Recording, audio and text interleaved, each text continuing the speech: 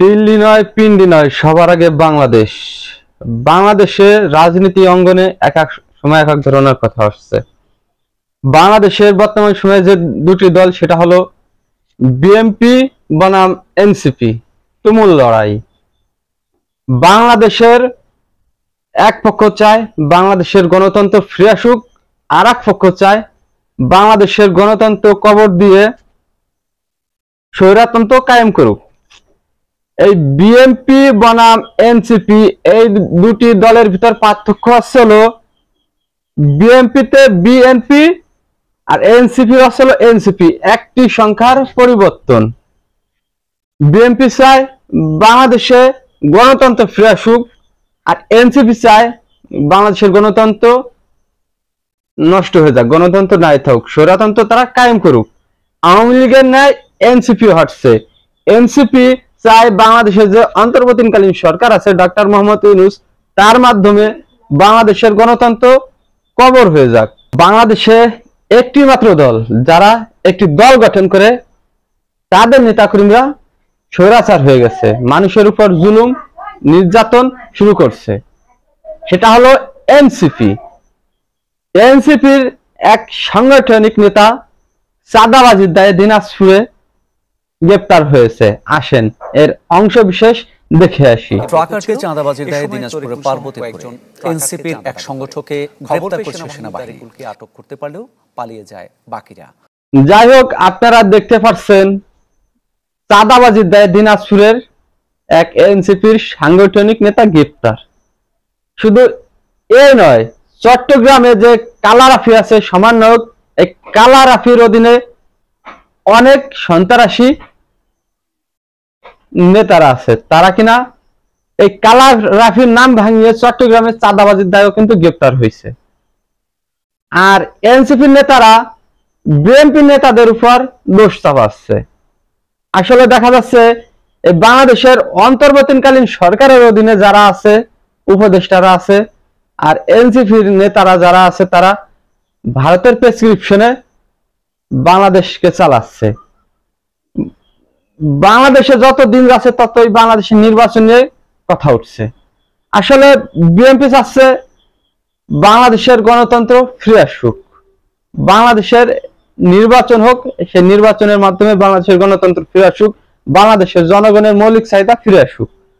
আর NCP নেতারা আর উপদেষ্টারা যারা আছে অন্তর্বর্তীকালীন সরকারের অধীনে, ইউনূসের অধীনে, তারা চাচ্ছে বাংলাদেশের গণতন্ত্র নষ্ট হয়ে যাক, গণতন্ত্রকে কবর দিয়ে তারা একতন্ত্র কায়েম করুক।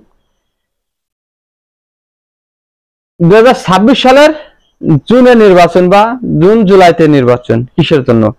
আসলে এটা একটা নাম, যতদিন যাবে ততই নির্বাচনকে পিছিয়ে দেওয়া হবে। এনসিপির যে সকল নেতারা আছে সেই সকল নেতাদের পরাজয় কিন্তু হয়ে গেছে। জুলাই আগস্টে তারা আন্দোলন করলো, জুলাইয়ের মাঝামাঝি সময় আর আগস্টের আগ দিয়ে, যাই হোক, এনসিপির যে সকল নেতারা আছে তারা কিন্তু হারুনের ভাতের হোটেলে গিয়ে তাদের পরাজয় বরণ করে। হারুনের ভাতের হোটেলে গিয়ে ভাত খেলো, তারপরে তাদের আন্দোলন উইড্র করলো। তাহলে জুলাই আগস্টে যে আন্দোলন হলো, সরকারের পতন হলো, এই পতনের পিছনে কাদের হাত রয়েছে, কাদের সহযোগিতা রয়েছে? সর্বপ্রথমে যাদের সহযোগিতা রয়েছে তারা হলো বাংলাদেশের সাধারণ জনগণ। তারপরে বাংলাদেশে যে সকল রাজনৈতিক দল রয়েছে তাদের সহযোগিতা রয়েছে। শেখ হাসিনার পতনের পরেই এনসিপির নেতারা মোড় ঘুরিয়ে দিছে। এনসিপির নেতাদের হুকুমে শেখ হাসিনার পতন হয়েছে, আসলে না। এনসিপি নেতাদের কিন্তু পতন হয়ে গেছে ওই ডিবি হারুনের ভাতের হোটেলে। আর বর্তমান সময়ে দেখা যায় নির্বাচনের কথা বললে তারাই উগ্রপন্থী হয়ে কথা বলে, এক এক সময় এক এক জায়গায় গিয়ে কথা বলে।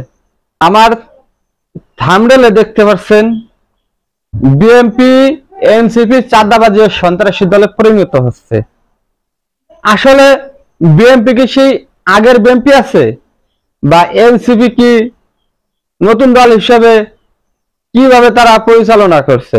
আর একটা বিষয়, সেটা হলো বাংলাদেশের আরেকটি রাজনৈতিক দল রয়েছে, সেটা হলো জামাত। এই জামাত কি আগের জামাত আছে? আসলে না। বিএনপি বলেন, এনসিপি বলেন, জামাত বলেন, কোন দলই সেই আগের অবস্থানে নেই। এই তিন দলের রাজনৈতিক ব্যক্তিবর্গরা, অনেক রাজনৈতিক ব্যক্তিবর্গ আছে, তারা আছে তাদের স্বার্থ। বাংলাদেশের প্রত্যেকটা অঞ্চলে বিএনপি বলেন, এনসিপি বলেন, জামাত বলেন, অনেক নেতা কর্মীরা আছে যারা সাধারণ জনগণের উপর নির্যাতন করছে। আমার স্থান থেকে আমি প্রতিবাদ জানাই, সেটা হলো বিএনপি হোক, এনসিপি হোক, জামাত হোক, যারা সাধারণ জনগণের উপর নির্যাতন করবে তাদেরকে দল থেকে বহিষ্কার করতে হবে। বিএনপি যদি ওই সকল নেতা কর্মীর উপর অ্যাকশন না নেয়, তাহলে আগামী দিনে বাংলাদেশে রাষ্ট্রীয় ক্ষমতা আসতে পারবে না বিএনপি। বা এনসিপি যে দল রয়েছে, এনসিপির অনেক নেতা কর্মী আছে, সাংগঠনিক নেতা কর্মীরা আছে, বিভিন্ন জায়গায় ছড়িয়ে ছিটিয়ে আছে, তারা সাধারণ জনগণের উপর নির্যাতন করছে, সমন্বয়কদের নাম ভাঙিয়ে চাঁদাবাজি করছে, সন্ত্রাসী করছে। এরকমটা যদি হয় এনসিপির, তাহলে এনসিপি কখনো রাষ্ট্রীয় ক্ষমতায় যেতে পারবে না, বা অন্তর্বর্তীকালীন সরকারের অধীনে থেকেও কোনো ফায়দা হবে না।